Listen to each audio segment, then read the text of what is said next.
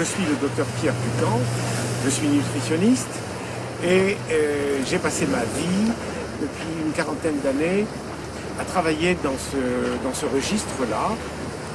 Donc au soir d'une vie passée au contact des gens en surpoids, j'ai eu envie de faire une synthèse vécue, une synthèse dans un endroit que j'aime, dans cet endroit que vous voyez autour de moi, qui est la Méditerranée.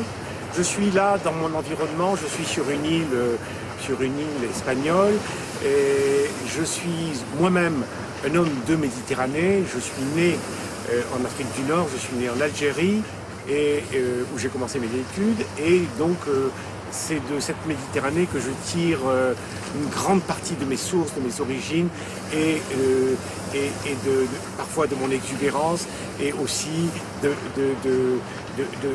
ma sensibilité.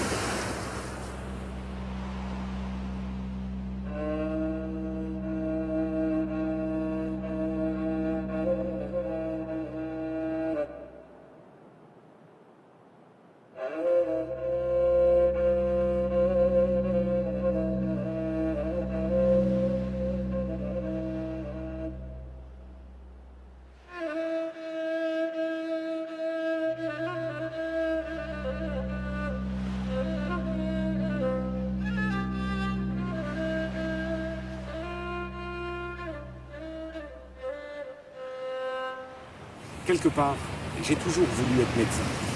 En tout cas très tôt. Mon histoire de médecin commence aux alentours de ma 12e année. J'ai une peur panique des piqûres. Et il faut être une dizaine pour me tenir si on voulait me faire une intramusculaire. Et ma mère souffrait de me voir souffrir, et elle a trouvé un moyen phénoménal de m'épargner cette souffrance. Elle m'a dit, écoute, petit Pierre, parce qu'elle m'appelait petit Pierre à l'époque, elle me dit, petit Pierre, je vais t'apprendre à faire des piqûres. Et quand tu sauras faire des piqûres, peut-être que tu n'en auras plus peur. Et un jour, elle revient avec un carré de viande, un carré de steak, très épais, et elle me dit, je me suis renseigné chez notre infirmière, voilà, il faut que tu considères la cuisse comme ça, la fesse comme ça, que tu coupes en 4, et que dans cette partie, en haut et à droite, tu piques. Voilà une aiguille, voilà une seringue, et vas-y, apprends. Alors moi je dis rien de plus facile, je prends le gant, je pique, et je lui dis quoi, c'est tout. Elle m'a dit oui, tu vois, la viande ne crie pas. Et je lui dis oui, en effet, et j'ai appris ainsi à faire des piqûres très vite. Au bout d'un moment, j'étais devenu l'infirmier de service, et les gens appelaient ma mère en disant « Envoie-nous le petit qui pique ». C'était mon surnom de l'époque. Alors j'avais une petite sacoche noire, je ne me souviens pas plus grande que ça, dans laquelle il y avait mes seringues.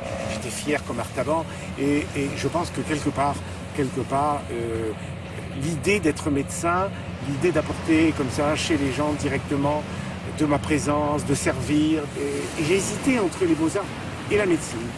Et ma mère, en dernier conseil, m'a dit écoute, si tu es médecin, tu pourras toujours peindre le dimanche, tu pourras toujours aller dans des expositions, des vernissages, tu pourras toujours t'intéresser à l'art, etc. Mais si tu es artiste, tu ne pourras jamais faire de médecine. Et ça a été quelque chose de décisif. Je n'ai pas hésité un instant.